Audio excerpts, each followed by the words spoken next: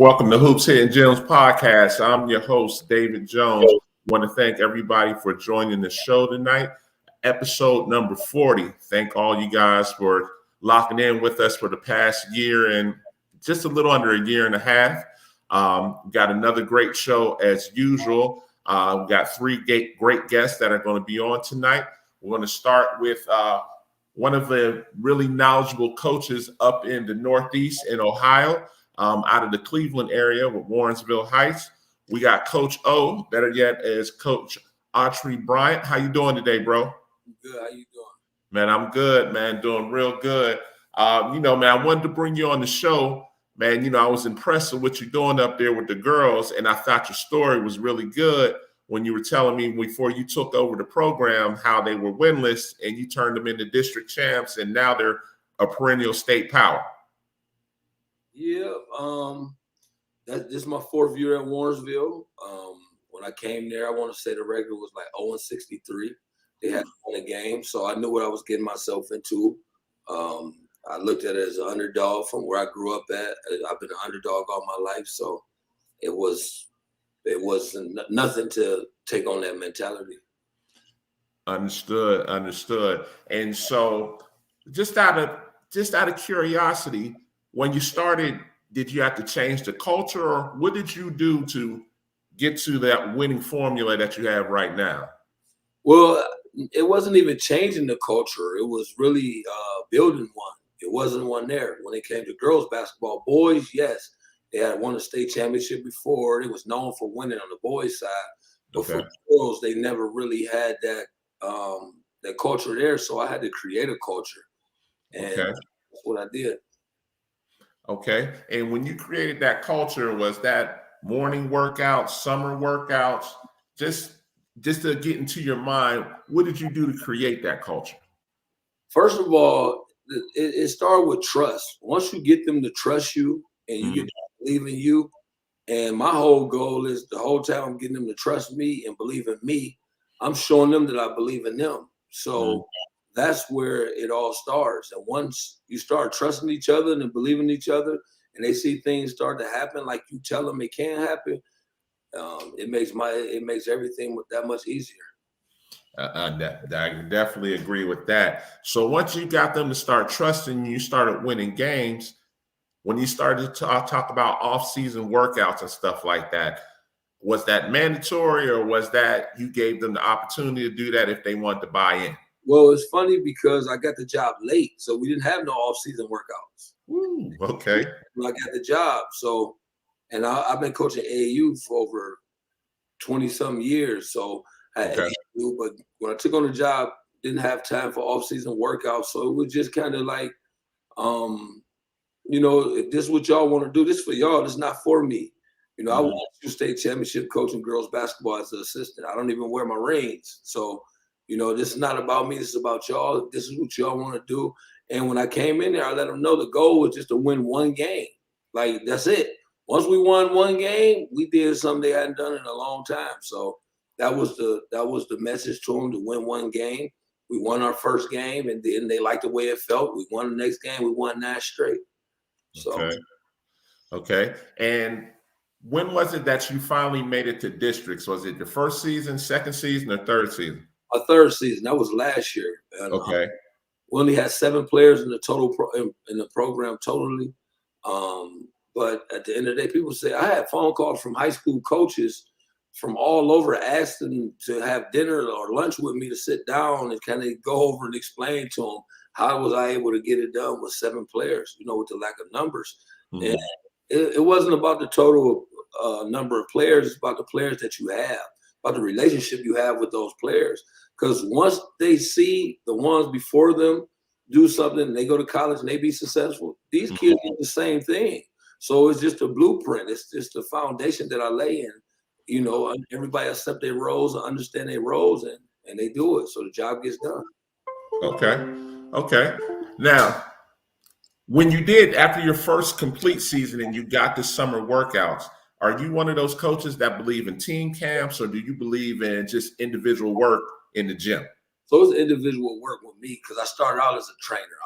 That's what I do naturally. I got on the sideline because me training, it was a lot of parents who brought kids who was playing AAU before I even started doing AAU. And they was just like, you should have a team. You should have a team. I said, well, look, I'm not going out and recruit anybody to come with a team. So I started just using the kids that I was training and working out, and they'll bring a friend. And then that's how it all got started. Now, we're going to step away from the program real quick because I want to pick your brain because you said something that just caught my attention. When you were doing AAU, and you said you were an assistant before as well, one of the things that always bothers me, and I won't always say it's on the girls' side. On the boys' side, you see a lot of AAU coaches don't work with high school coaches. So a lot of times there's a little rift, for whatever it may be, and it should be about the kid at the end of the day. With you being an AAU kid coach, did you work with the high school coaches from the girls' programs? Well, yeah, the ones I had relationships with. Yeah. You got to the point before, but ever since I've been coaching high school, my girls always just played for me. And it was that they had to, but that's just the way it was. Like I said, I built my AAU program at a young age in middle school, and then when they transitioned to high school, they go to different high schools before I became a high school coach.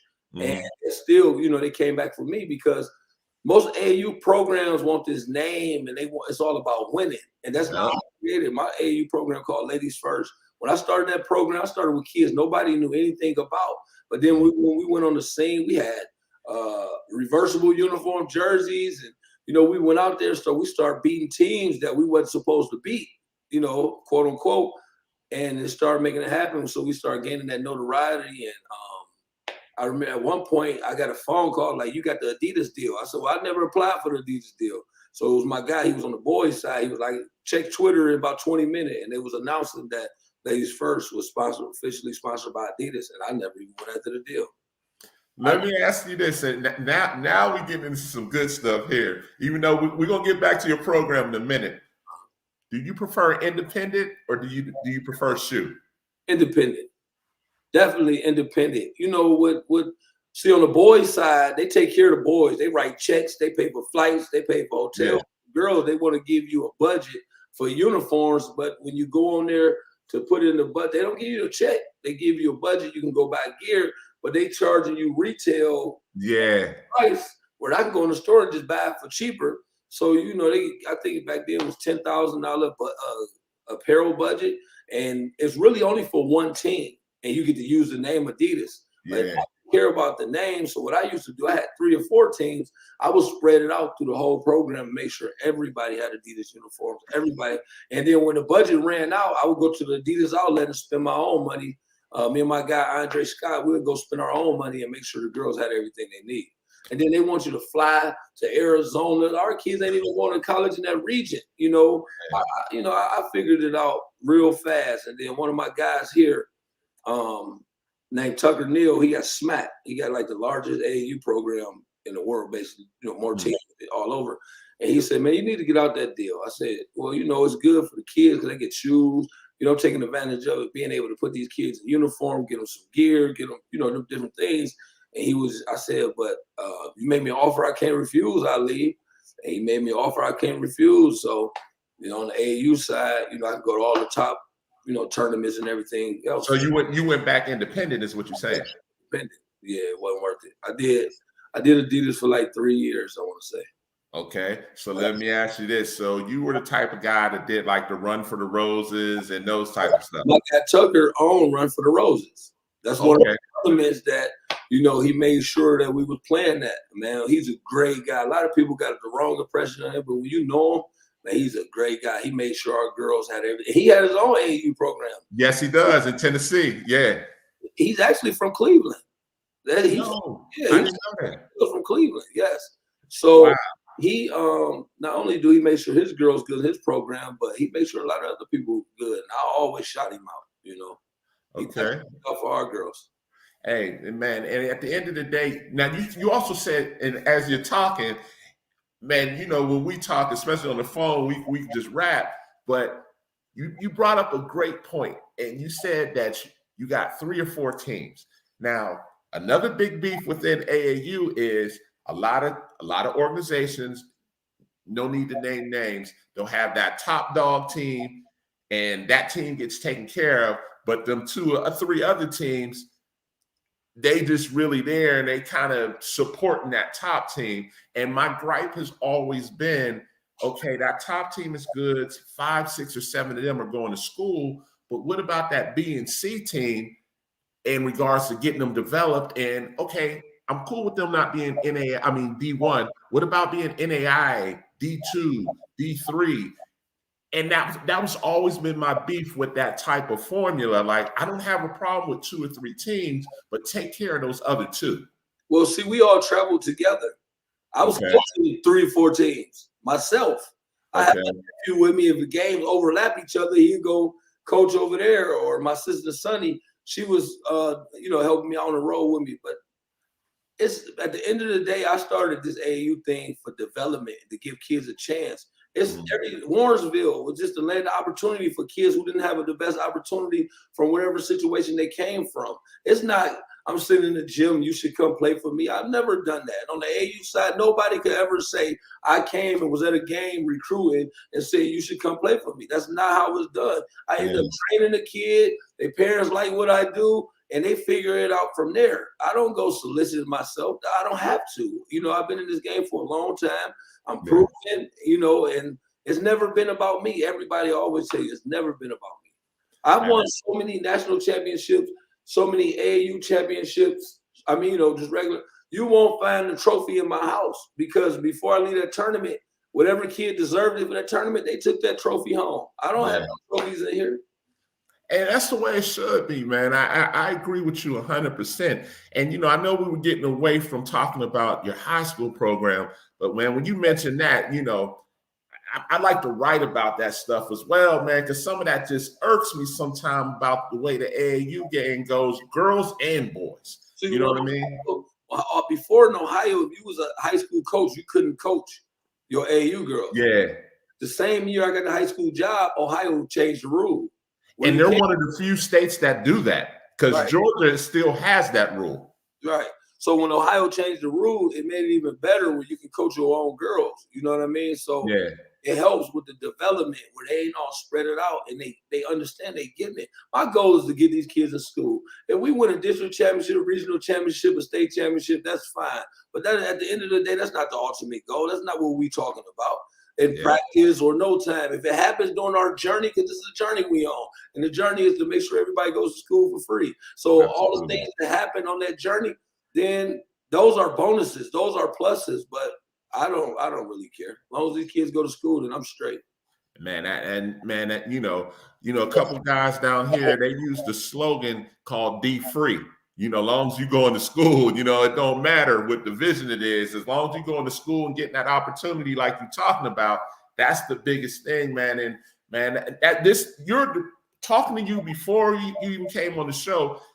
I knew I had to bring you on the show because you talk that language that I can relate to. And it was a lot of times, a lot of people, you hear them talking and you're almost turned off immediately because you realize it's not about the kids, it's about self-preservation or whatever team they coaching. You know what I mean? See, I care. I'm passionate about anything I do. Anything I get involved in, I'm passionate about it.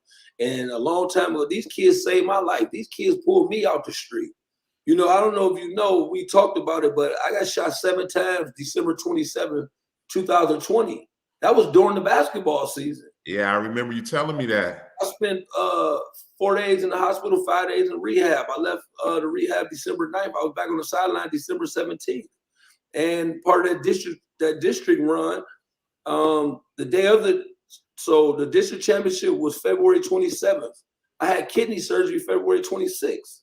I was still on that sideline, though, coaching that district championship game because that's how much those kids mean to me. I was in the back of the ambulance on FaceTime because my phone wouldn't stop ringing. Why are they trying to find out where I'm shot at? They got to tell me I got to get off the phone. Same thing when they was rushing me through the trauma unit. I'm on the phone letting these kids know I'm okay. Y'all just be worried about y'all. I'm good. Hey, man, when the kids realize that somebody is passionate about them and they really care about them, they'll run through a wall for you, man. You know what I mean? And that's what these kids do. You know, it's more than basketball. A lot of people say it, but it really is. I asked my girls to go out there and perform at a high level. You know, in order to do that, they got to take care of themselves. So I take them to cryotherapy. Get in the cold tank and everything else to make sure they replenishing their body and they getting all the recovery things they need. So, we ask them to do so much, but we got to start giving. As coaches. I know we give our time, but at the same time, it's hard playing all them games. No doubt. And and people don't understand when you're talking a full AAU schedule from March, April to July, sometime August. Yes. You know what I'm saying? And then a lot of times, depending on the school program, schools start back in August, and those kids is hitting fall league. You know what I mean? And that's a lot. Like you said, that's a lot on anybody's body. And people don't realize that. I stay away from like the fall leagues. Now, I don't have nothing against them, but I make sure my girls play the least amount of games as possible. Because it's hard, it's different, it's hard on their bodies. So I understand that. So when our games get canceled and things like that, I'm not in a rush to make them up because it gives them extra time for their bodies to recover and, less impact on their knees. We know how it goes in the girls. No doubt. At the end of the day, you got to protect them. The most important part is them staying healthy. Tearing their legs up, they still got lives to live outside of basketball. And most of these kids, at the college, that be it. So, they want to be able to walk straight, not walk with limps and, all them other things. So that's what I think about the overall picture, man. This basketball stuff, this is secondary for real. And man, you hitting it right on the head because this is supposed to be the avenue to get to college, to get that degree, to change your life like we're talking about. But a lot of people have so much invested in, my baby's going to the NBA or the WNBA or going overseas to play. And man, like I know, man, that's like winning the lottery, man. Your chances are slim for that. You know what I mean?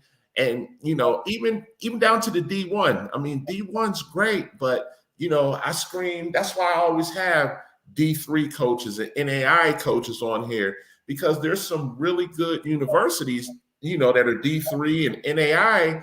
And you get that degree there, that degree, it means more than some of these D1 schools, man. A lot of these D1 schools, they force kids to take majors, that they don't even want. They don't even want. Like communications. I tell kids all the time, I have kids who was transferring or when they was going to school, I say, go what you want to go to school for. Don't let nobody convince you to change your major. And especially ain't nothing against communication majors, but it's like that's the one they throw at them the most. And I said that to a kid, and I got a phone call from that kid saying, "How did you know they was gonna try to make me go take on communications?" And that's what's happening a lot. Mm-hmm. And only time I'm for communications is if you're going to be a journalism or broadcasting major, right. Something to that extent. Yeah. Having a degree just to have a degree and don't work no more. Yeah. How this thing goes. You got to be a specialist. You got to specialize in something. Mm-hmm. That's why we have so much success on the basketball court because all our kids, they know their roles and they specialize in something. Yeah. And don't step out of that specialty. You know what I mean? And that's why we're able to have success. And you're hitting that right on the head, man, again, because there's such a big misconception of I got to put up 30 a night. I got to put up 40 a night. And as well as I know, those defensive specialists are getting scholarships. Those point guards are getting scholarships. The one that's the glue person is getting those scholarships. And, we try and explain to kids, like, stop watching TV where you see the guy that's scoring 30 points. Yeah, that's nice. Yeah, it's good that you can score, but you can't be one-dimensional. You know what I mean? A lot of times it ain't even the TV, it's the parents. That's watching TV that don't know any better. The parents is because they competing against their teammates. They competing against their teammates in the wrong way. At practice, you're supposed to compete against your teammates. That's how you make them better. You got to learn to compete against yourself. You got to learn to compete against your teammates, and you got to learn to compete against your opponents. But in a positive way, you can't be competing. Your dad telling you, "Oh, she had 30, you passing the ball to her too much," or she had 25. You got to shoot that. You know what I mean? Yeah. So that, I try to make sure that our parents can't really get in the way. You know what I mean? So yeah. And so let's get back to your program. So you got some dynamic players, man. I wanted to bring you on not to just talk to you, but to talk about, man, some of those players you got, man, that you know, in all essence, that's how we got connected. Because I'm like, man, what is this guy doing with some of these players that, you know, well, the one we get ready to talk about was a late bloomer. And when you gave me the story, I was like, wow, because I'm getting calls about her. And I'm like, I didn't know anything about her. And that's when I reached out to you like, hey, man, what's going on here? Right. So we talking about Z, this is Nia Thomas. So with Z, Z didn't have the confidence. You know, she didn't have the confidence. And I told her, you know, because Z played AAU for me in 9th grade. And when COVID hit, I didn't do AAU for a year. And I came back, I did AAU last year, I think. Last year, yep. I did AAU.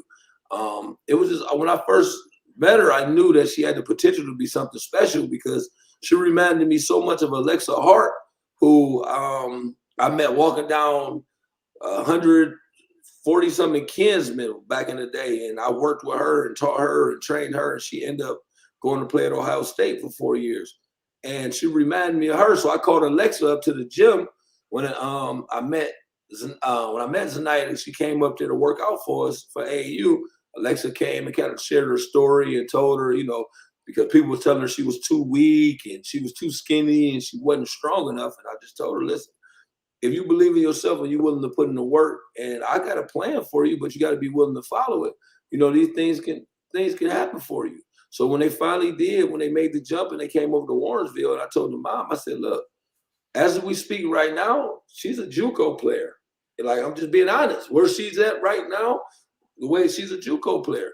I said, but if she commits to showing up at the gym every single day and following the plan that we lay out for her, and she get it done, she'll be able to choose what school she want to go to. She showed up for 74 days straight. And on the day that she missed is because she had to go out of town and visit her dad. Man, and listen, and for the listeners out there that don't know, and you know, when I put this back out there, listen, he is not playing when I saw her, and she has exploded on the scene. Like now, when we talk now, I'm like, man, my phone's going crazy over her. And you're saying the same thing, like me too. And look, I'm just deferring them to you now because I was like, you need to talk to the coach anyway. But like everything you're saying is 100% over her. And, you know, even coaches are like, where did this girl come from? And I was like, you need to talk to the coach and listen to the story about this young lady. Because when they ask me, what's her work ethic like or something like this, that's when I say, you need to call the coach, let him tell you about the story of 74 straight days, and you won't have any more questions about the work ethic. Yeah, and that's what a lot of people say. It's funny because it's a school we went down and we went and visit 3 of the players, Jada Ward, Janiyah Bohannon, and Z. We all went down to this school to their teen camp, was distance away, and the assistant coach loved all 3. The assistant coach, you know, tried to convince the head coach, like, listen, we need Z, like she can do it for us. And he was questioning her motor. And rightfully so, I get it. But he knew me because he recruited my daughter when my kid was coming out of high school. So he said, I know what Coach O do for him. And so we go, you know, stick our head in and check on her and see where she's at. And I tried to tell him, I said, look, I was telling the assistant coach, once this thing get to going, it's going to be tough because people going to be coming out of the woodwork because she has it. And she really liked it, the school. She really did like the school. And, you know, man, you know, before we get to the other players, like, you know, like you said, she started out with the offer from, it was what, Ohio and then Wright State, right? Well, her first offer actually came from Eastern Illinois. Okay. Eastern Illinois, that was her first offer. Then it was Walsh, D2. Walsh, yeah, D2, yes. Mm-hmm. Walsh came, and then I want to say it was Wright State. Yeah, yeah. Then OU. And is that it? Who else came after that? I might be leaving somebody out, but then Purdue the other day. Yeah, and then the floodgates have opened since then. You know what I'm saying? And take out the fact that Purdue offered, but she's playing really well right now. Yeah, people, 30 is 30, 40 is 40. 18 rebounds is 18 rebounds. Yeah. I don't care who you out there with. If it was easy, everybody would be doing it. She put in the work, she go get it. And it's not from we feed, because she averaged 30 points a game, but I got a point guard that's averaging 20 points a game. Then I got a wing player that's averaging 17, 18 points a game. So it's not coming from just dumping and feeding her the ball inside. No. She going on when they miss, she going to get it. When she miss, she going to get it. So it's all effort. Man, and and just watching that tape, if anybody questioned that motor now, I have to question that coach, because there's something's not right then if you're questioning now, because the product now, I wish I would have got a chance to see her last year compared to now. Well, there's plenty of video. I got video when we started the workout. I got video of the workout. I got video from her first day in the weight room. I mean, I documented all of it. So she's going to have a heck of a story. Absolutely. Absolutely. So getting past Z, and you just mentioned some of your other players. Let's talk about them as well. So my point guard, Jada Ward, if you ask Z or anybody, we'd had college coaches come to, our workouts, and they say, who the best player? And the first person they say is Jada Ward. And she's the smallest player. That's my point guard. But this kid right here, she's special. She can go. And a lot of schools, well, her size, she's so small. And I told one school, I said, what about the big girls that's at the end of your bench that don't touch the floor? I said, this kid right here, she's going to go get you a bucket. She's going to break defenses down, make sure somebody, get an easy bucket. I mean, she got the heart. That's hard to find. She's going to show up every day and go hard for you. She can shoot it. She can get to the hoop. She can play defense. She can pass the ball. It's hard to find kids that can, kind of do everything. Is she at 23? No, she actually 22. She's a senior. She's a senior. Okay, so she's a 22. Okay. And is anybody looking at her right now? We got a few small schools that's calling, that's talking to her right now. And we're not putting none of the schools off. Yeah, absolutely. Yeah. Wherever she feel most comfortable, playing that, and she got. I tell coaches all the time, listen, I can't force them to go nowhere because I don't got to be there. They got to go there. And but we still working. We try to build that list. I got so much film. Just this season right now. I mean, she done went viral twice on social media. She went viral twice. Just from a few things she done in games this year. So it says a lot about her. She can go. Okay. So, and your third one's a 23, right? 23. Yeah, that's Janiyah Bohannon. Say it one more time for me. Janiyah Bohannon. Okay. And Janiyah, how tall is she? She's 6'1". Okay. And she can play all 5 positions and be the best player on the floor at all 5 positions. And I'm not just saying that. I believe in, anything I'm going to say is going to be credible. I really, it takes, you're going to have to be special, even to play for me, just with my personality. I mean, people know me, they know I'm going hard. People on the sideline probably think I'm a madman, but that's just the way we communicate with each other when I'm coaching. But that behind that kid is special. She, sometimes she get in her own way. I'm yelling at her, but I yell at her in the games for not shooting. She's always trying to make the play for somebody else, and I'm trying to tell her, you have to shoot the ball. So the other day she shot the ball. She ended up with a triple-double, 31-point triple-double. Okay. And is anybody looking at tonight? She's been offered by Eastern Michigan. I had a text message from O State inquiring about her. Okay. A couple other schools inquiring about her. This kid, she's definitely special. She lead in Ohio. I know in the area she's number 1 in assists. I think she is in the state of Ohio. I think she might be number 1 in assists. Okay. So I got plenty of film on her. She's fun to watch. If you look at Z film, you're telling me. You'll see a lot of Janiyah. She's the one who, get everybody on the team those easy buckets. Okay. And she plays for you, AAU as well? Yep. Okay. Okay. And you're gonna stay independent this year? So I honestly I'm thinking about not even doing AAU. I know everybody gonna be mad. It's been a long road with it. I'm definitely, if I don't do it, they definitely, the kids will be in a good place, but I know they're gonna be taken care of, and I'll be there. But right now we looking. We have some good situations, and hopefully I could just put the girls there, and I could just travel with them and watch and help when needed. Be that support. I got you. Yeah. I got you. So it sounds like in a few years you may be stepping away from the game. Sound like you riding off into the sunset. Man, I'm gonna be honest with you. I planned on shot 2020. Before I got shot, my plans was to retire. It was at the 2021 season. Okay. And then I said, no, it's much safer in the gym. I need to go back to okay. Tell me something, it's something, your job ain't done, So definitely was telling me my job wasn't done because he spared my life. So I'm just trying to figure this thing out, man. So much more that I want to do and still impact the lives of kids. I have a nonprofit that I need to get off the ground. I brought 11 kids from Africa, that's went to school, that's doing different things, either in college or they still in high school and prep school, playing basketball in the States. So it's a lot of things I do. A lot of things I do that a lot of people don't know about because it's not nothing I go and advertise, because I really do it for the kids. I tell people all the time, they ask me, I said, man, I feel like Harriet Tubman. That's what I feel like.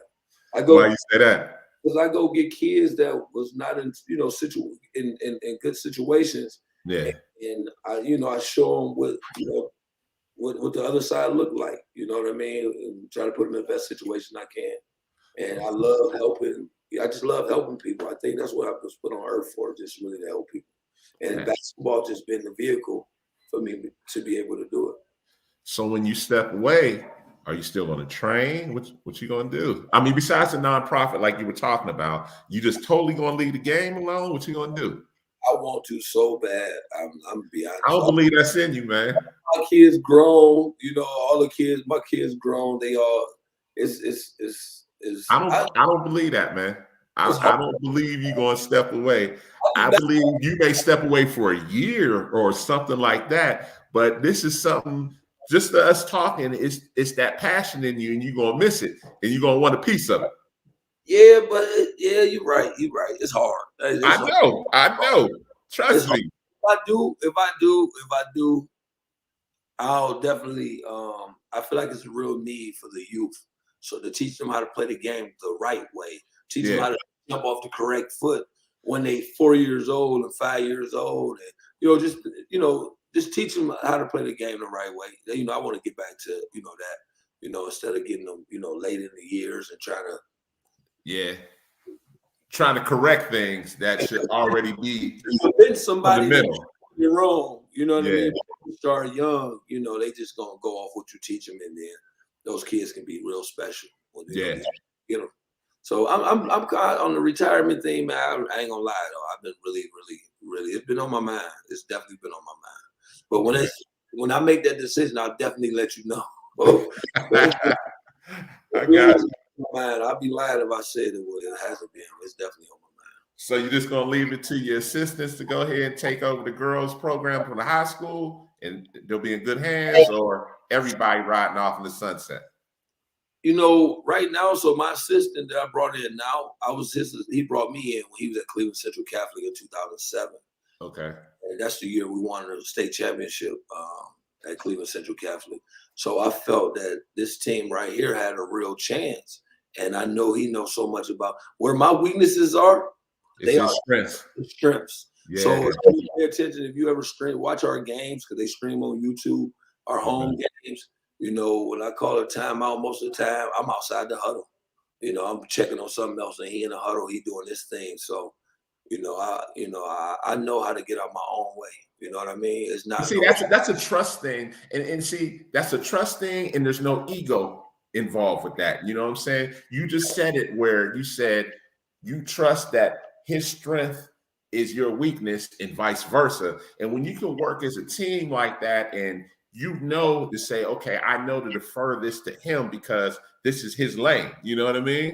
I mean, man, he knows a lot about basketball. When I brought him in, that was my whole attention. This is not about me. I really mean it when I say it's not about me. I'll bring in anybody. If we can get these girls in college and we can get these girls to win as many games as they possibly can win, and I got somebody who's more knowledgeable about the game than I am, I want him on my team.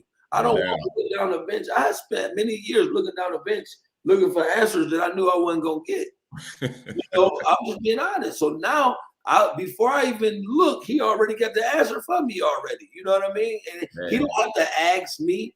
Out of courteous, he like, so where do you want to go with? I said, well, coach, whatever you want to go with. You know what I mean? Whatever you see in the game too. Through two different lenses. But I trust your knowledge of the game, and we have so much. We just have fun with it. We definitely have fun with it. And that's what it's about as well. I've seen assistants and head coaches almost go at it because of such a sharp disagreement. And then you want to question to say, okay, is this really about the girls or is this about you trying to get a head coaching job somewhere else? You know what I mean? Yeah. So my personality won't even allow that to happen. I'll never do that. I would never. No. It's about when I say it's about the kids, I really mean it. People say it sounds good. It's cliche. It's really about the kids with me. Whatever we got to do. I brought you my associate head coach. You ain't my assistant coach. That's what I'm telling him. This ain't about titles or position or no, heck no. We're here for the same common goal. He had retired. And I asked him for a couple of years. I've been trying to get him. He finally made a decision. He retired. I was calling his old school thinking he was coaching there. And they like, well, he stepped down. He don't coach no more. I got in contact with him. I said, man, come on. He said, I promise my kids I'll spend more time with them because they into sports. I said, bring the kids with you. I said, whenever you can't be here, they got events, go to the events. I can hold it down. And he came, he seen the team, and he called me. He said, I'm in. You know what I mean? So, he made a sacrifice. So his kids, if you see his play, his kid always sitting on the bench with us. His daughter be behind the bench on her iPad or doing flips because she in gymnastics, and we make it work. Okay. Hey, man. And, when I saw just the culture, and I'm seeing it from afar, let alone up close, I mean, I knew you had something special. And I look at you like, there's no doubt in my mind you're one of those blue blood programs. And it's not about you having the coldest five every year, but what you do in the culture, because at the end of the day, you said it yourself. It's having that placement rate of close to 100% where all those girls can go to school and have the opportunity. That's what it's about. And when we do our AAU thing, we speak the same language. So when you start talking like that, my eyes lit up because I was like, oh, we connect. Absolutely. Because what I'm saying, sorry to cut you off, it's a fact. You can go. This is something you can go check. I got kids who came in who ended up coming to Warrensville who had never played varsity before. I'll give you a name, Amari Wheatley. She went to Cleveland Heights. They moved to Warrensville. She had never played varsity ever. This kid, was about to play JV again as a junior. She came over with us. She scored 59 points in the game. She had 14 threes in the game. So right now she's tied for the most threes that's ever been made in the state of Ohio in a girls basketball game. And that kid had never played varsity. Yes. So this not kids is they were this this real talented kid that just came over. No, this kids who didn't even believe. Maya Goodman last year, she didn't even believe that she could play in college. She was going to the military, and she ended up with a free ride in school. Belinda Burks a couple years ago, she didn't believe she can play in school. She ended up with a full ride and she's playing basketball. These kids who played JV, these kids who didn't even think they can play college basketball, and they playing college basketball, and they getting a free education at the end of the day. So let me ask this as well. So you said this is your fourth or fifth year, right? Fourth year. Okay. Yeah. How many kids have you put in school? Since I've been at Warrensville? Yeah, since you've been at Warrensville.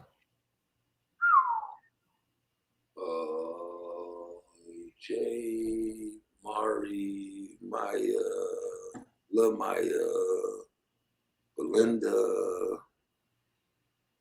Let me see. Yeah, I got to remember these teams. Hold on, let's go. My first year. LaMaya. What is LaMaya, Belinda, Mari, Jay,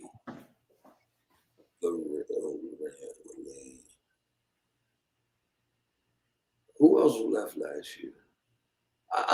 At least, I'm trying to think. So last year I had 7 players, right? So last year I had 7 players. I had 3 return. Okay. All 4 of those girls, all the 4 seniors graduated. All of them in school. All 4 of the girls from last year. Then the year prior, Mari, at least 9 or 10. It's either 8 or 10. Yeah, on top of my head. Yeah. But I only had 7 players 1 year and few players. Everybody, put it like this: everybody who wanted to go play college basketball had an opportunity. They played college basketball. Yeah, everybody who wanted the opportunity, they played college basketball. And so I'm gonna take a step further, man. So the other thing that I can relate to you when you were saying, it's not just about D1. A lot of people have this misconception it's either D1 or bust. And a lot of them girls, that you're talking about got the opportunity to go D3 or NAI. We all know D3s don't give out scholarships, but at the end of the day, like from what you're saying, I already know what it is, because if they can get a full Pell, and them schools will make a way, especially when they have a 3-5 and up. They will make a way for them. Yes, and a lot of times, like I said, with the kids I'm getting, they late on development anyway. So a couple of them they went to Juco. So they Juco free to get paid for. Now they get to develop into the players that they can be, and then they can move on. They transfer to a 4-year college and complete that. So it's not about everybody worry about each other's journey. We could be going to the same place, but it's so many different freeways that connect for you to get to one location. Everybody ain't gonna take the same route. And everybody on that.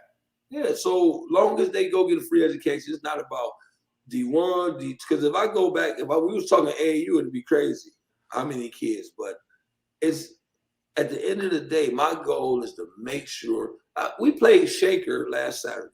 Okay. There's a kid on Shaker that I knew. I used to train her when she was 5th grade. Her dad's a fireman, and I got an older brother that's a fireman. And at the end of the game, she's like, I'm like, you're a senior already? She said, yeah. I said, so what you gonna do? You gonna go play college basketball? She said, I want to, but I don't have anything. And I looked at her and I told her, I said, you know what? I said, you're a great kid. You special. I said, I respect your parents. Told her dad, I said, call me. I'm gonna call my guy. He had a 2-year school, so that you can make this opportunity. And I'm gonna make sure you go play college basketball for free. Yeah. I was on the bus leaving. I called my guy. So I got a kid that played with Shaker that need an opportunity, man. Great kid, great family, great student. She can play. She needs some development. He said, man, if you send her to me, I don't even got to see her. And yesterday, the dad, and they both called me. I talked to the coach and the dad. They set it up for a visit for this kid to go down there and visit. And she like it, he's going to give her a scholarship. And he never even seen her play. And I didn't have to do that. I didn't have to go ask that question. But I asked because I cared. You know what I mean? I care. I've been watching this kid. I've seen this kid since 5th grade because I used to train her. I think she might have been younger than that. So I know she had the desire to do it. And that's all you need with me. If you got the desire to do it and you got the will to do it, if I'm in position, I'm gonna make it happen for you. Okay. Hey man, listen, man, we could go on and on, brother. I mean, what you're doing up there is amazing. And I'm sure some of the coaches that are watching tonight, we joked about our phones ringing off the hook about Z. You're probably going to get a bunch more calls just off of curiosity, man. I think it's awesome what you're doing there, man. And, you got a huge fan down here. And, I told you there's anything I can do for you, man. I'm a phone call away, brother. I appreciate you just, bringing me into your circle, number one, because you didn't have to do that. But, man, when I saw Z and I saw the situation, because when I talked to her first, I was pretty much thinking like your thing. I was like, oh, no, this is not going to go here. And and I know since Thursday, it's been a fire sale out there since then, man. I mean, brother, Oklahoma State, Tulsa, the list just goes on and on about her, and she's going to have a great chance. And for me, that was the biggest thing for me. You know, I didn't come to you like, hey, man, this is what I do. You know, it's X amount. I was like, no, this is a passion thing. You know what I'm saying? And, you know, when I saw that, I was like, no, there's no way this is going to happen. No way.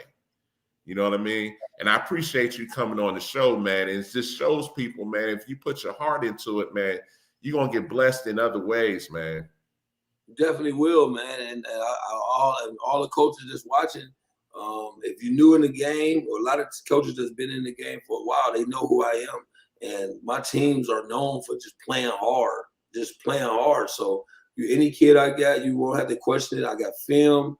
I can get right away, next day, same day, sometimes I can get transcripts sent over to you. You know, whatever it takes, man. I'm one call away. You can call me anytime. I'll answer. And, you know, I'll make the connection with you and the family and you and the kid, you know. Absolutely. Hey, man, I appreciate you coming on, man. We almost was on here for a good hour, man. And hey, I had no problem with that, man. You know, man, if you make it, I'm going to try and make it up there for one of those games, man. Definitely, you know, especially as y'all get closer to the playoffs, because I know there's going to be some great games. And, man, just your style, you know, it's a philosophy that matches mine, and I can't wait to see it, let alone forget YouTube. Yeah, I like to see it live. You know, when you scouting anyway, you want to see it live anyway. You know what I mean? Well, my assistant coach, he's out watching the game now. A team that we potentially will probably have to meet up with again. Team we played last year in the playoffs. He's out at one of their games now watching. So he texting me now. The scores at halftime. Now, I didn't ask him to go do that. That's just something he decided to do. That's the passion we talking about, man. That's that passion, because you want to be prepared if y'all meet them down the road. You know what I mean? Yeah, and we probably will. It's a great team because they've been going to the States.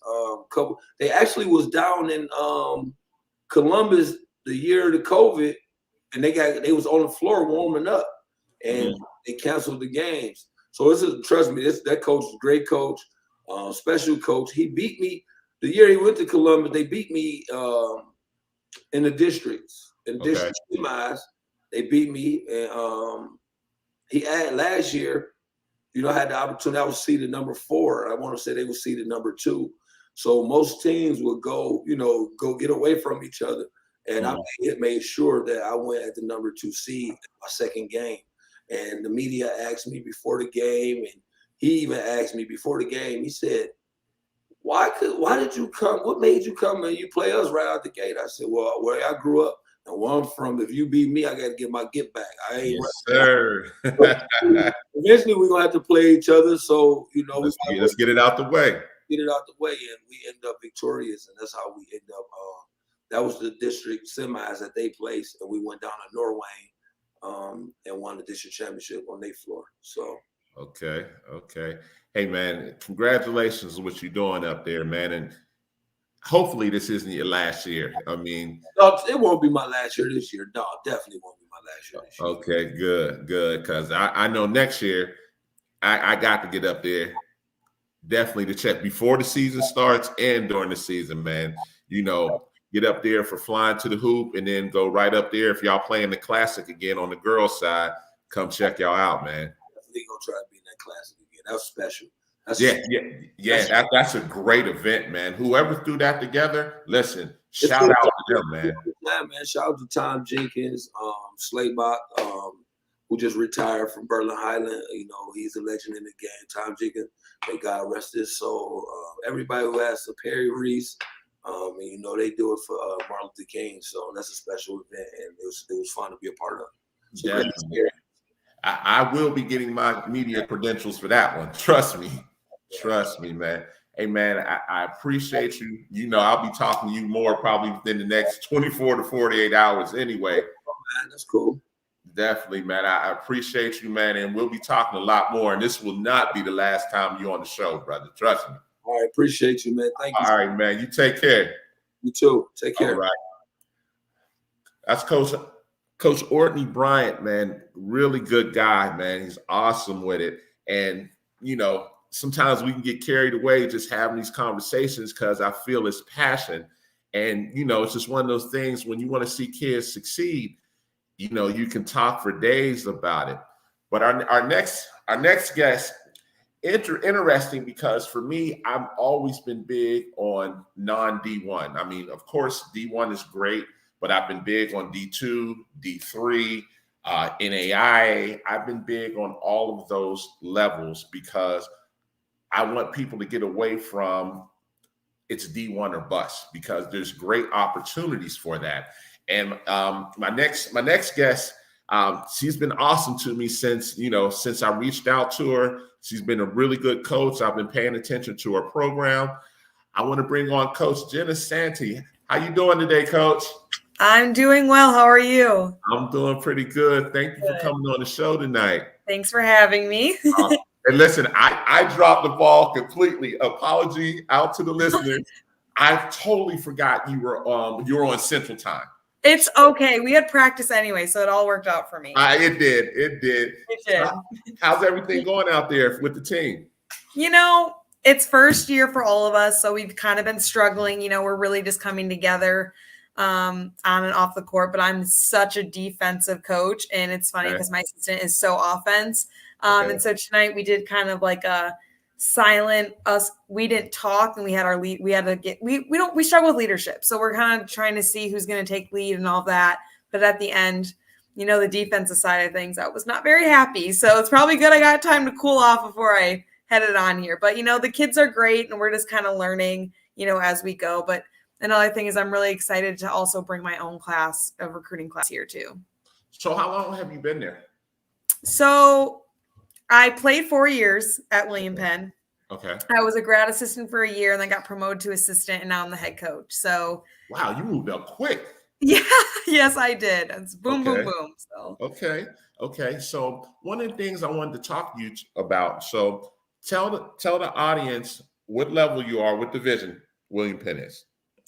We are NAIA, so we used to be D1, but now NAIA is one division, and so now we just go by conferences. But it's very comparable to D2 basketball. Yes, it is. So that's where people kind of look at us and we're like, but a lot of people actually come back from D1s or top D2s to come play NAIA because it's tough basketball. So yes, it is. So what I want people to understand: do you give out partial scholarships? You give out full? This is going to be a show where you let them know how you operate.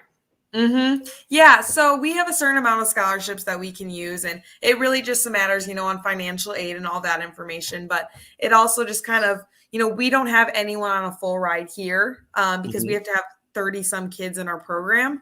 But I think the best part about it is, our philosophy is, hey, I'm going to give you this type of money because this is where I think you're at, but I'm never going to take that money away from you. You're going to keep it.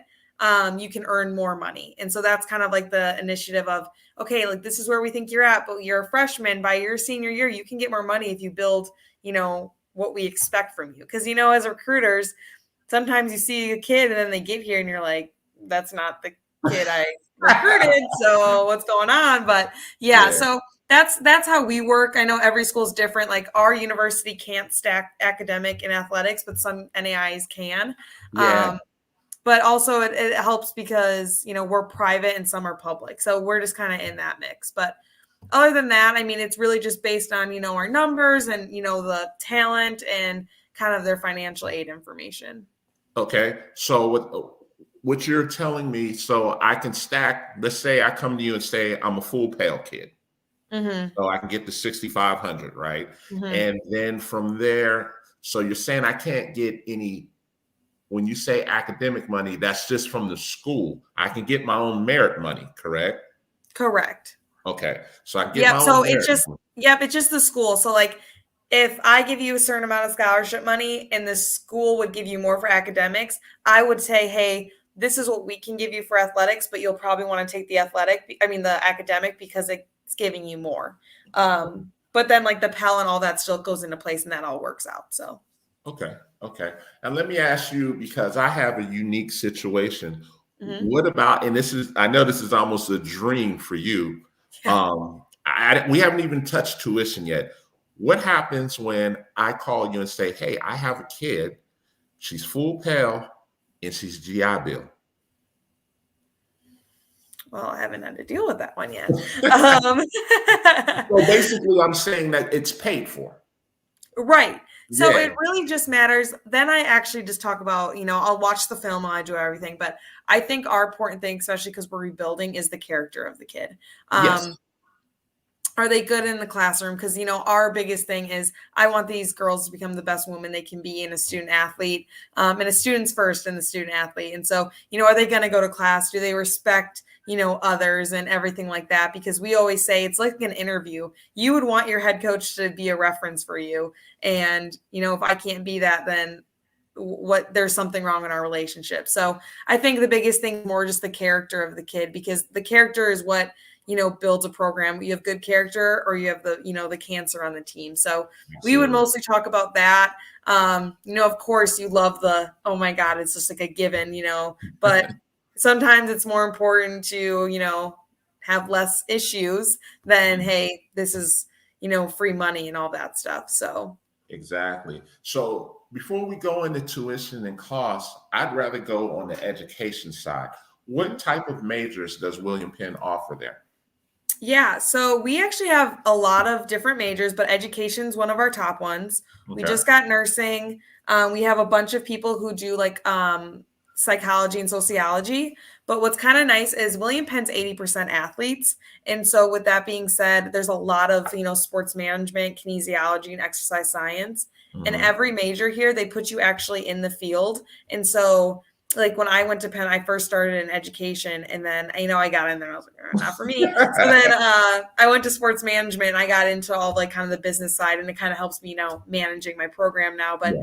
I think, we're really lucky just because we have a lot of professors who went here who really care, and we're a smaller school, and like the relationship between the coaches and the professors are very tight just because they understand kind of the dynamic is, we're mostly athletes here, but all of us coaches are definitely believe like, hey, academics first. Like, you're not at UConn, you're not at Texas, you're not at UCLA where it's like, yep, you're probably out the door. I'm like, this is more of a 4-year school. So yeah. Okay. Well, let me ask this. Do you have like occupational therapy or physical therapy or anything like that there? So we have like biology and chemistry. And so usually what we do is a lot of people it's kind of like their pre-med. And then we have some programs. You have to get you have to go to grad school now to get your occupational therapy. So that makes sense. So we just do chemistry and biology. And some people kind of look at us like, I had a teammate when I played here. She wanted to be a dentist, but she needed chemistry. So she did chemistry, and now she's in dentistry school. So Gotcha. So as an NAIA school, tell me, what's a typical day like for your athletes there? Yeah. So like during the season, so we practice Monday, Tuesday, our games are Wednesday, practice Thursday, Friday, and games on Saturday. So really, it's less time consuming than, your D1s who's kind of like controlling you of like film this time, breakfast, study tables. We do have study tables and everything, but Monday they have to get shots up throughout their day. So if they have like an hour or so, and then we have practice for about 2 hours, and then later in the afternoon. And then like tomorrow morning, they have weights at 7, and then we don't practice till 3:30. So between like 8 o'clock and 3:30, it's their time. And then after practice, we'll eat dinner and all that stuff. But then we do study tables twice a week. But kind of something that we do is everyone has to do it the first semester, even if you're a good student, just to keep, that kind of relationship and all that stuff with each other. But then kids can opt out. So like right now, we only have a handful that, have study tables, but, and then, a typical day, like I'm a big defensive coach. So like in practice per se, we spend like a good 45 to 50 minutes on defense. We break down kind of what we're going to do. We play a matchup 2-3 zone. And so there's different elements that we fix things and all that stuff. And then we do the offensive side. We run like the Princeton offense, point series. And all that. So, I mean, really it's just, we watch film. Like today we watched film because we play in 2 days and everything like that. But definitely is less time consuming than, D1s where they're like, you have to wake up at 8, you have to go to study tables, you have this. Like they have good time chunks where, okay, maybe this day's their laundry day. I have no idea. Like that's good. Good. I'm just in my office. So okay. So I'm big on player development. How does player development constitute into your program? Is that individual or is that coaches coming in before practice and say, hey, we need you to work on this, so we're going to come in early or stay late? How does that work with your program? Yeah, so they have to get up shots twice a week, and that's kind of like they have partners and they do that on their own. And then what we do is we always, there might be times where I stay after a little longer, or my assistant does, and like I work with the 5 men and then he works with the guards. So like we do that kind of stuff. Okay. Lots of times, like in the day, since I'm like the head coach and everything, I have all this busy stuff, is there's times where they set up with my assistant and they work like a lot of ball screens and things like that. Like we would like to get a lot of repetition in. So, that's kind of where we go with player development is, hey, we might do something off ball screens 100 times, but then in a game, you're going to have confidence doing it. It's more of the repetition. And, the Princeton offense is pretty simple, but if you don't run it right, it doesn't look great. So, so that's kind of our big thing, everything we do. And, it's funny because he's like this 6'1" tall guy and I'm a 5'5" guard, but, I work with the 5 man, he works with the guards because he, worked camps like for the Spurs and stuff like that. And so he's just been awesome because, he'll bring that kind of stuff and that energy, but we always take, a few times a week to get personalized with them, certain things. And like, we'll bring in, maybe some kids on our JV team or anything. Like, I'll just say, hey, like, you are going to be a defensive bully right now. Like, there we go. There you go. And, maybe sometimes I'll be the defensive bully. And so then like, cause I can kind of read it better and say, hey, we're working on this. So definitely we like to take some time, before, after practice, definitely to do it. But then also, we give the kids the responsibility of, hey, if you want to get better, if you want to build that confidence, this is what you need to do. Because, sometimes I'm in a meeting and I can't get out there. So that these are your core scenarios type thing. Okay. So what conference do you play in? Heart of America Conference. So we're out of Kansas City. Okay. So that's the Kansas City Conference. And NAIA National Championship, that's Kansas City? Yep. Yeah, that's what I thought, Kansas City. Yep. Okay. And that is late March, right? Yes, late March, kind of like middle to late March. Yeah. And then so since it's the first year that everyone's together, it's kind of nice that we're in Sioux City, Iowa, and then the guys are in Kansas City. And so we used to have to go to Montana when I played. So I'm like, but so now they're doing how like the NCAA does it with the regionals and all that kind of stuff. So, but but you guys are together. Is the championship on the women's side in Kansas City as well now, or is it? Nope, just Sioux City. Okay. Yeah. Okay. We're always a week before them, and they're a week after because that's how the playoffs go. Gotcha. And let me ask this as well. So, you're in Heart of America. You talked about your schedule. This is really your first year, so I can't really ask that. Let's just go with how your season is going since this is your first year. Yeah. So, I mean, when I got the job, I'm really young and everything like that. But when I got the job, the schedule was made. And so we played a lot of ranked teams. Like our first team was Wayland Baptist. They were ranked number 3. They're good. Yes, they're very good. And then we played Dakota State and they were ranked number 12. And I was like, all right. And then the next week, and we played some receiving votes teams. And I'm like, okay, we are not near this. But, we're trying. And the biggest thing, this season is, you look on our record, it doesn't look great, but we've been fighting in games. We're just inexperienced because a lot of the kids didn't play last year. We have some, newbies and all that stuff. So they're trying to mesh, but the biggest goal, and as as a coach, is the best compliment you can get is your kids are working hard. And, last night or a couple nights ago when we had our game, a ref came up to me and said, hey, I reffed your first game and you guys improved so much. And so our biggest thing is, we're rebuilding to bring it back to being successful. And, I still have to find out like what I want to do. And I told the kids that I said, hey, my first couple months, I know I make mistakes. I own up to them. But I said, this is a relationship where you have to own up to it too. So now kind of this year, we're really just working on how are we going to grow every day? 1% more growing. You know, a lot of the kids hate taking charges. Well, we take a lot of charges now because they're like, oh, okay. So if you play for Coach Santa, you better do the little things. And you know, because when I was a player, I wasn't the most talented kid on offense, but I'll dive for the ball and I'll dive over a bleacher. I don't care. So that's just kind of the way of now we're just implementing what we want the program to look like in the future. So. Okay. So let me ask this. I know you said you play a matchup 2-3. Mm-hmm. So you really don't play man that often right now until I'm assuming you probably have the talent to play the man, correct? Yeah, we want to mix it up. So the matchup 2-3 zone is actually really tough. It's not what like a zone is. It's actually more of a man-to-man. We just do certain elements out of it. Correct. So hopefully, you know, getting more, you know, depth on the bench. We only get to play like maybe a good 7 kids. So sometimes it's one of those that like we want to press, we want to get on run, but then there's certain kids that can't and all that stuff. So we're just kind of going with what we have right now. And, you know, me and coach sit there like, oh, maybe this. And then we're like, well, it's a good idea, but maybe not just yet. Like we have to perfect this until we get there. And so, you know, sometimes like anyways, the rotation on each of them has been slow for us right now. And so, you know, like I said, we just got out of practice and offensively they did great. And I look at them, I said, well, that's the point of the game. You have to score the ball, but you got to stop the ball. And so that's where, you know, they all look at me like, they're like, why isn't she happy? I'm like, because you let this team score this many points. And being that defensive-minded person that you are, that's just unacceptable. Right. And they're all like, offense. And I'm like, great. You have to make the shot.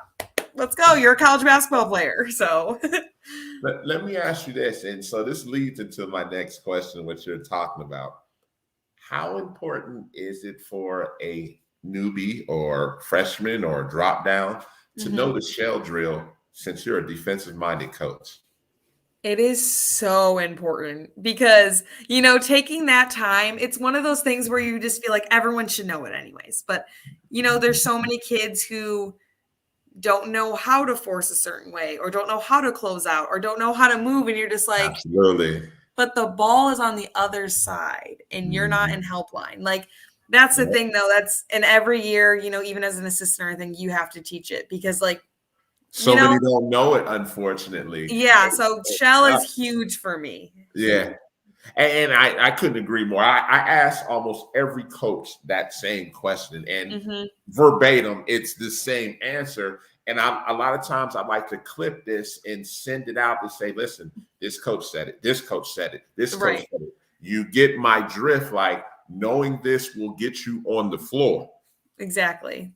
And, you know, it's just one of those things where, yeah, there's guys that are, you know, women and men that come into programs and say, hey, I put up 25 points a game in high school or 30 points, or I averaged 20. I was all state, but you don't even know the shell drill. And you're like, what? Yeah. Teach me, like, come on. Exactly. So now they're frustrated because here's the guy that maybe averaged 10 points a game. He was the glue guy for a really good team. And he's playing in front of this guy and he's having fits. He's calling home or she's calling home saying, I don't understand. I was this in high school. I was that in high school. And she comes in here. Yeah, she knows a couple things, but she can't score like I can. And listening to you, I already know that type of player will get minutes before that other player that just comes up and can light it up, but gives up every basket imaginable on defense. That's going to drive you crazy. Yep. And I just said that to the girls. I said, so if you want to keep playing for me, you're playing defense or you're not playing. Because I'm like, that's just part of the game. We have to do it. Yeah, I couldn't agree more with you on that. I'm a defensive-minded person as well. I'm a defensive-minded person and I'm a rebound person. If those don't happen, you have to sit down. You have to. There's no ifs, ands, or buts. I don't care how talented you are. Yes, correct. And I'm like, now I say, you know, how we kind of teach it, you know, the Bobby Knight way, those drills and all that stuff. But now we're just like, I don't care how you get the ball, just go get the ball. Because, like it's like an effort thing. It's a pride thing. Like you just worked so hard on defense. They took a bad shot and now you let them get 20 more seconds on the shot clock. Like those just kind of things can happen. And, I think especially just nowadays watching this game, how it's developing it's just getting kind of lazy. And I'm just like, just everyone who's in my program knows the work ethic is there. I said talent does not show up every day, but your work ethic and your hard work does. So that's what I'm looking for. Man, what you just said right there, the effort part is what drives me crazy. Like we both can sit here and agree, like some of these kids are ultra athletic, ultra talented. And it's like, you dream of being that talented.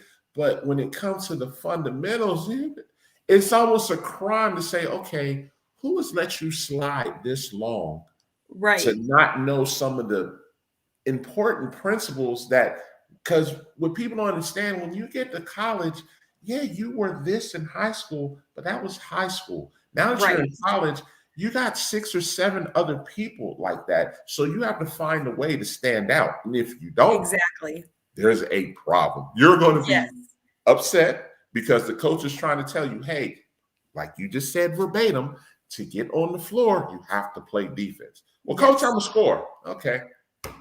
Come sit down. Like, we need you, but not that much. Well, what's going to happen is, let's just say, you say, okay, let me give her a shot. She comes in all ready to go. Let's just say she hits a 3 or she hits a bucket. She's all pumped up. Gets on the other end, is lost in help defense, has no idea what's going on. You may give her that opportunity, like, okay, next time down, let's make some changes. Second time she comes down, she's lost. She gets caught in the screen, backdoor cut, bucket. Done. I'm done. Out. You're out. Yeah, I know what this Grace say. We know when that horn rings, anybody that's in the stands that's knowledgeable knows who's coming out. Yes. And then there's so many people like, well, they just scored. Great. I'll put the next person in, but they just let 4 points from that 3-pointer. So they didn't mean anything. Absolutely. And that's going to be the trend because obviously you are lost on defense. Obviously, yes. And if it's you being lost on defense, it's not hard to think the other coach is going to say, run that play again until she can stop. Exactly. Because us as coaches, we're like, do it again. Do it again. Exactly. Well, the kids look at us like, why? Because you got the same look 3 times in a row. Exactly. And whatever coach is on that defensive side is going nuts. He's going down to her bench. Go get her immediately. Yes. Immediately. Yes. And then me sitting there as a defensive coach, I'm like, why didn't they? How haven't they stopped our shooter? I'm like, come on. Easy. Exactly. I'm glad that you're defensive minded because I was like, oh, she's speaking my language right there. Yes. Don't get me wrong. Everybody likes to score. Yes. But for me, I like to shut somebody down. It's such like a pride thing, gives you more adrenaline because you can throw the ball up and you like kind of in baseball, I always say you might have the yips. You might literally you are going to airball 6 shots, but you can stop someone. Your feet aren't going to stop working. Yeah. So. And that was a great, what you just said. It's a pride thing. At some point you have to say, okay, you got 2 or 3 buckets. You're not going to get this 4th or 5th or 6th one. Right. They're not going to keep going to you like I'm not even here. Like I don't matter. No. Right. Exactly. You have to have that mindset. If you don't have that mindset, first of all, you're not going to be successful. That means you're kind of intimidated by that person as well. That person may be far more superior than you. That's fine. That could happen. But like you said, there's things you can do to slow somebody down. Exactly. And at the end of the day, if your team is playing defense, they should be encouraging you, saying, hey, we got your back. We're here to help. Right. You know what I mean? Right. So don't get me wrong. A person can be singled out. Yes. But at the end of the day, that team, especially if they're led by seniors, should say, hey, rookie, look, we got you. We know that person is good. We watch film. We know what's going to happen. We'll be there because we're expecting that to happen.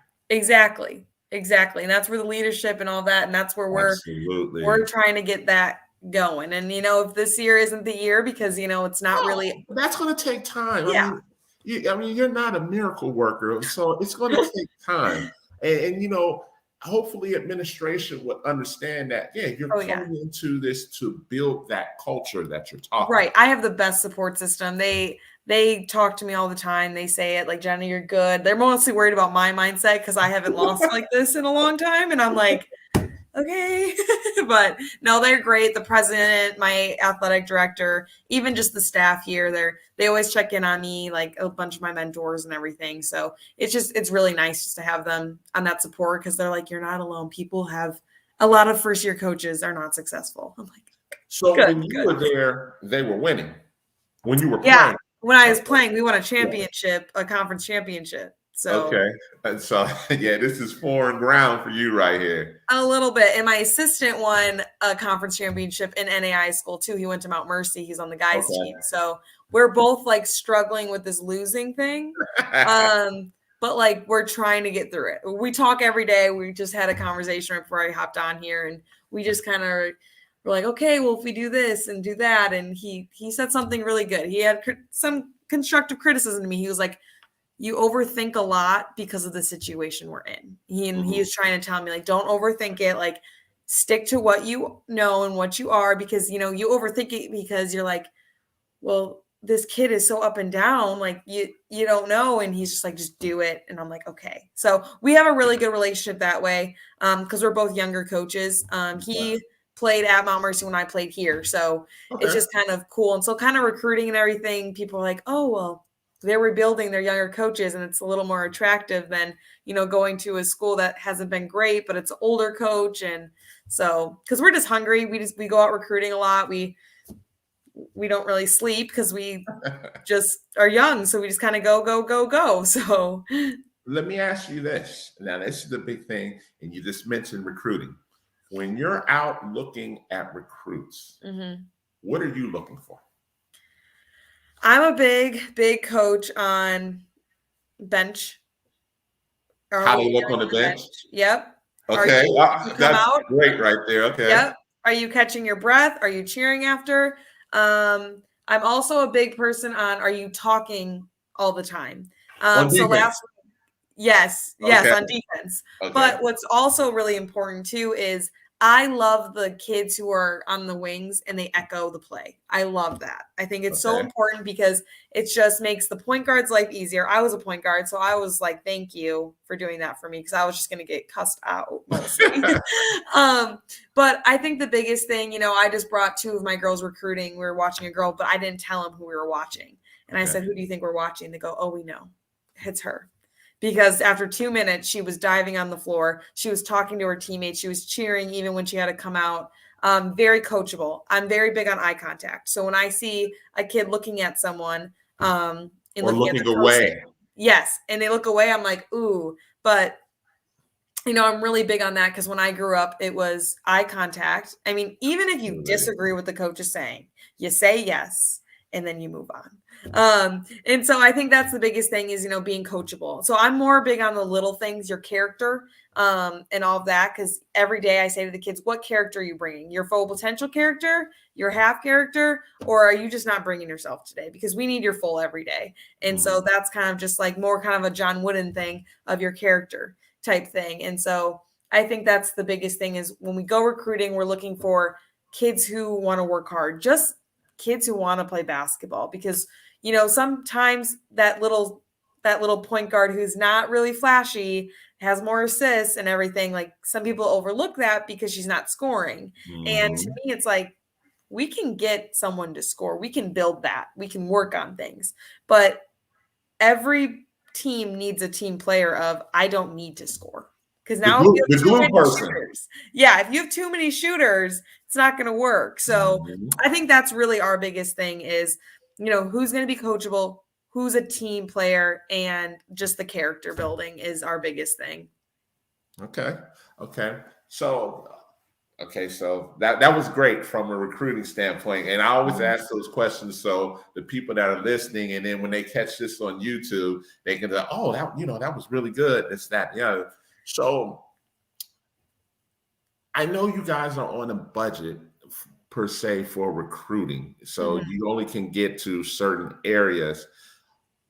With you being younger now and you being on the technology generation, do you watch players in other areas that you quote can't see and maybe invite them out once you get a look at them? Because you know as well as I know, I mean, technology is great, but there's nothing like putting live eyes on somebody. Because like you said earlier, it's that person gets there and be like, you're not the person I thought you were. 100%. We always, we're really big on, like, we have kids from all over. But our biggest thing, is like we have a couple kids from Utah that we're looking at. And Utah is, just having so many, they don't have any eyes. It's a lot of Jucos, then, BYU and everything. So, there's those situations where we're going to have a couple come visit because, they need to see us. They can't, especially being younger, I feel like they need to build that relationship with us because they might come here and be like, you hear me on the phone, you're like, oh, she's awesome. But like you coming to watch a game and seeing how I coach, you seeing this is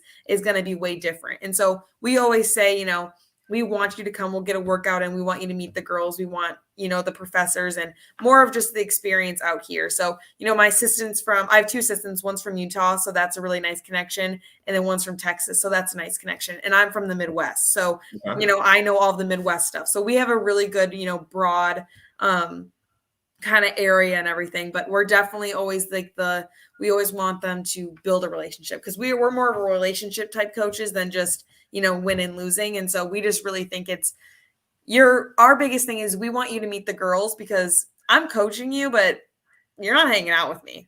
So I'm good. You might be driving with me somewhere, but we're not going to go, hang out after. So that's kind of the most important thing is they kind of feel, welcomed here type thing. Okay. So let me ask this. And when I go back to the recruiting part, and like you said, you have the Utah connection, the Texas connection, you have the Midwest connection. And you just said something really good, which I was getting ready to ask. So when you do bring a recruit there, it's kind of, okay, we got you here. Let me work you out with the girls to see how you acclimate. Yes. Right. I think that's great right there. Yes. That's kind of the tell-all right there. If you really are for this program.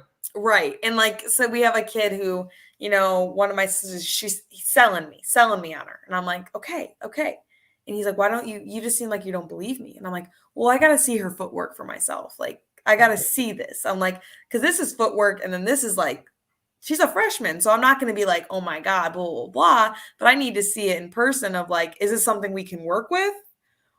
Or is this footwork of this is how far it can go? Because you can tell if someone can move or not. And so I'm like, that's where it matters and stuff. So, he's a newer assistant. It's one of our younger ones and he's awesome. But it's just it's cool to kind of talk that out with him because then, he's learning that too. Like, oh, okay. There's another, I'm like, yeah, there is. So, because we always compare it to our top postman. I'm like, okay, her footwork is great. What's the comparison? And that's a freshman to a senior, but where are we sitting? And so it's just cool to have those talks and everything, but it's very important just to see what you're working with, especially, when you have so many kids in your program, because we use that JV as a developmental program. Like everything we do on varsity, they do on JV. They get to play Jucos, they get to play other D3s around in their JV teams, but our biggest thing is, we talk to them every day. I'm like, hey, today I was like, okay, who was at practice? Who worked hard today? Because then I'll bring them up and they'll be scout team. And I know they're going to work hard. I know they want to be there. Because to me, it's like, I can't be I'm in charge of 30 girls, but I can't give all of these girls attention all the time because it's tough. I don't have my own kids and they're like my kids right now. So right now I'm like, I'm good for a while. Okay. I'm good. But yeah, so I mean, it's just awesome. My staff's awesome. And since we're all young, we have those conversations and, we don't sit there and, when you're around some coaches and you're like, yeah, they're bickering. They're always this. We don't bicker. We just test each other. So that's the cool part about it. Challenge, not test. Challenge. Yeah, challenge. There you go. Yeah. Let me add, and so I got two really big questions for you. So the first question becomes, if you have a guard, let's just go, we'll stay with the freshman situation. Okay. Now, we all know there's levels to this, right? So you may go recruit somebody and she may have all the intangibles. And I'm just going to give you, I'll give you a good scenario. So you see somebody you really like. Mm-hmm. She's a great point guard. She is fantastic going right. She's so going left. Everything else, let's say she's athletic. Let's say she's, great defensive person. She rebounds, all the stuff. Like, but she's just questionable going to the left. Is that a common denominator in NAI per se? No, I don't think so, because, you can just look at it as there's literally a girl in our conference that from her freshman to senior year, she cannot dribble her left hand, but she's one of the leading scorers in there. So I really just believe that you can work on it for sure. I mean, it stinks because it's later in life, but like when I give advice to my kids is when I was working on my left hand, my dad used to tape my right hand. And so I would just dribble with my left hand. Or a really good coach said, like, I brush my teeth with my left hand still, or I vacuum with my left hand. And so it's one of those things like repetition. So, if you can do all those little things and you can do all that, we can develop that. Yeah, there's going to be certain times, maybe that first year as a freshman, you're like, okay. But I think that, in practice developing, I'm like, you only force her left, or, that repetition and that player development we talked about, you only go left, and your right hand's going to feel like it's forgotten, but you're going left. That's all you're going to do, because that's the most important thing, is just developing. But our biggest thing is we never take away people's strengths. So, we have a shooter on the team she was a little off a month ago, and we just said, hey, what else can you bring to the team? And she's like, well, I can do this. And I'm like, exactly. I said, I'm not telling you to stop shooting. I will never right now, I've never told a kid to stop shooting this year. And I don't believe in it, because then people get in their minds that, oh, I'm the worst shooter. I'm like, no, you're not the worst shooter, but you're not helping us, but you can help us in a better way. And so that's our biggest thing. But that left-handed thing is something we can work with for sure. And if they have everything else going on, I'm like, cool. Okay. My last question, and this is really, I just want to hear your mindset on it from a recruiting standpoint. Okay. I'll go back to the technology thing. We're starting to see a lot of these really good camps that are live streamed now. So I think it's great. So, of course, with your budget, you can't go to California one week and then New York the next week and then Atlanta or Texas the next week. How big is that, because we're getting towards those type of scenes where, we have some of these really good girls elite camps, not connected to anybody.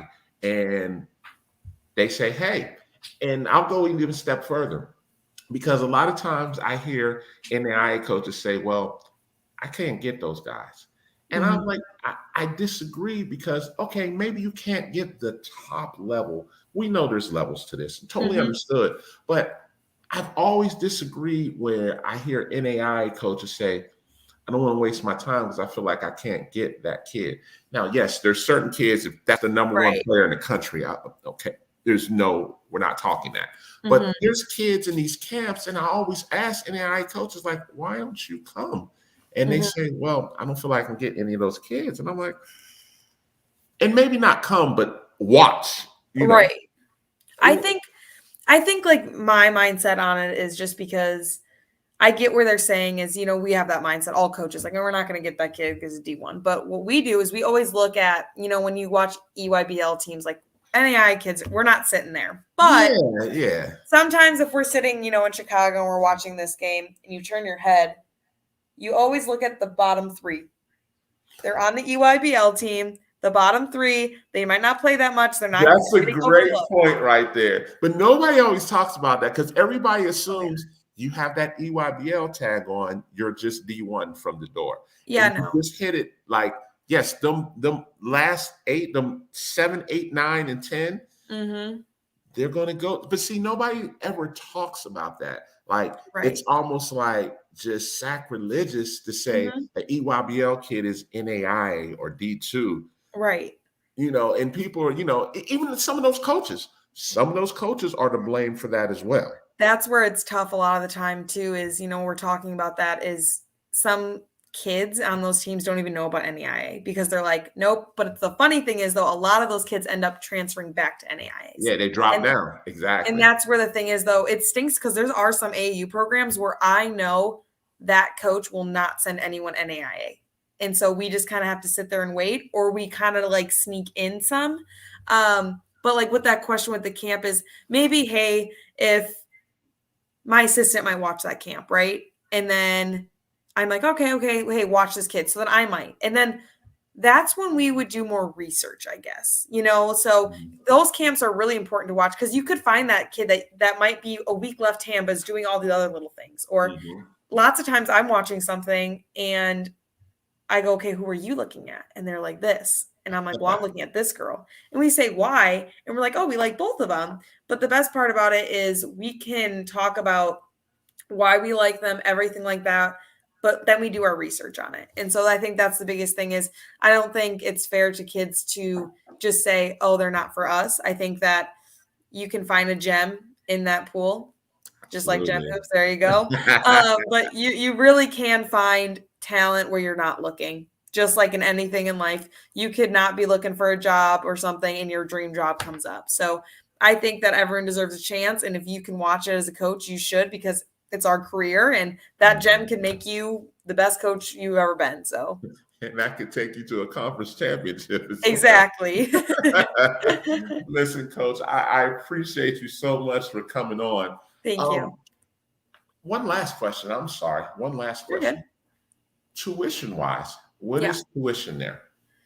It just went up altogether. It's $34,000. Okay. And then we can, if you got like all scholarship wise, people can get the 27 in the education part of it, and then room and board's about 6,000. So, but like some of my girls don't live on campus, so they just have the scholarship, and then whatever left they might have to pay or something like that. So for a private school, we're not as much as people think. Trust me, I know. Right. So when some of them come over here and say tuition, it's $58,000. Oh, jeez. Yeah. I'm like, and that's when you recruit and there's a kid that's picking between you or another school. And we sit there and we're like, they are like 58,000, like you said, and we're this, and you want to go there. We're like, okay, fine. Hey, I don't have to pay that debt. So I'm like, okay.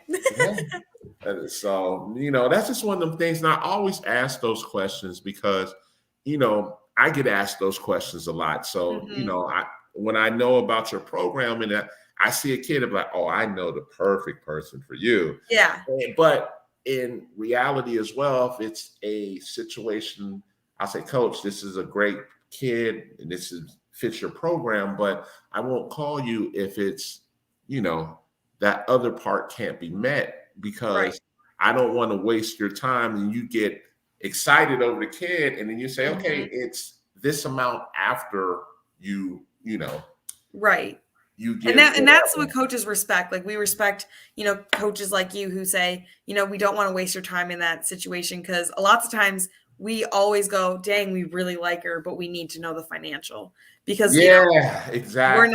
We're not UConn, we're not Duke, we're not Texas. So and see, people have to understand that now, in those situations where you have the perfect situation where that money can be met and that's not an issue, then I see your eyes light up like, okay, so tell me more. Yep, exactly. You're like, okay,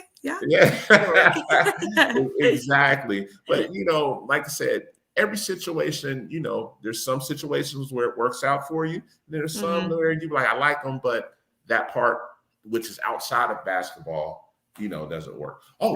Last big question as well. What is the grade requirement to get in? Grade requirement is, goodness, I've been here so long, it changes. But we do base it off the NAIA, so you have to have an 18. If you don't have an 18, you can write an essay, and then you take a couple courses here just to make sure you're on track and everything. So is it waived for COVID this year and next year, the ACT, right? This year's the last year, So 2022's it's not waived for. It's not? I don't think so, because they all keep telling me they're ACTs. See, it changes. See, I probably I should was going to say, because, well, then again, your NAI, I'm sorry. You're right. Your NAI, so it is different. I need to look that up because I probably do too. You're kind of making me second guess myself. Okay, yeah.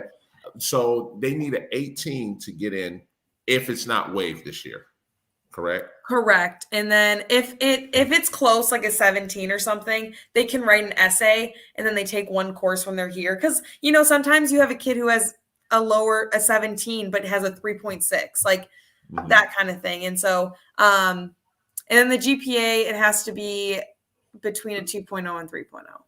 Oh, okay. So it's not bad because we just go off the NAI because it's as a freshman, you have to meet a requirement in that. And so that's kind of where we base it off of.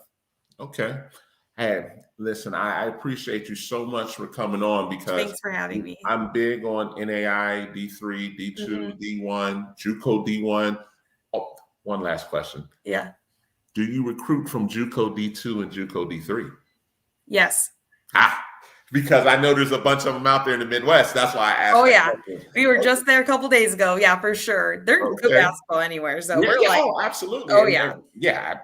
And a lot of times we're almost on that EYBL deal with some of those Juco D1s as well. Oh, yeah. And that's where we look. We're like, oh, she'd fit perfect. They're like, well, she only wants us to catch and shoot. I'm like, did you not just see her have that nice pull up that can come off the screen? I'm like, and then we're like, that's our girl then. Okay, we'll take her. Yeah. And your answers tonight, I'm going to clip some of those because, that's been my issue with some NAI schools. I'm like, hey, do you look at Juco D2 and Juco? I know you do because you're out in the Midwest and there's so many of them. Yeah. But there's other NAIs that are like, nah, well, and I'm like, you're missing out. Don't give them our secret. Don't give them our kids, okay? Absolutely. Listen, thank you so much for coming on. I appreciate you. And I definitely will be following up next year because I want to see how you guys turn out once you get that culture established of the way you want to coach there. Thank you. I'm excited. I would love to come back and talk more. Thank you. Thank you. Have a good night, okay? You too. Thanks. All right. Thank you. That was Coach Santi there. Listen, I'm excited to see how William Penn ends up in the next 2 or 3 years, especially with her being a defensive-minded person like myself. Next week, we have a really good show coming up. We got some really good guests planned. For my people in Atlanta, we have the post-grad tournament, the Battle of the South, that will be this weekend here in Atlanta. Have some good teams coming, and we have some good competition from all over the country that will be here for the post-grad tournament. Actually, we'll have 2 prep teams in it as well. So if you're in Atlanta this weekend, come check it out. There will be some college coaches there in attendance. Until next week, thank you guys for checking us out. Episode number 40. It's wild to say episode number 40 as we've been trucking along. And there's been some weekends where we couldn't do this because with me commentating games, with me scouting games, and I also have a son that plays as well. So I'm at some of his games sometimes. And it's not always on Mondays, but in other situations, I'm not here. But I just want to say thank you from the bottom of my heart from sticking with us. And we're going to keep doing this thing and keep educating parents. We're going to keep educating players until people get a better understanding of this whole recruitment process. I'm David Jones, and thank you guys for checking in the Hoops Hitting Gems podcast. Good night.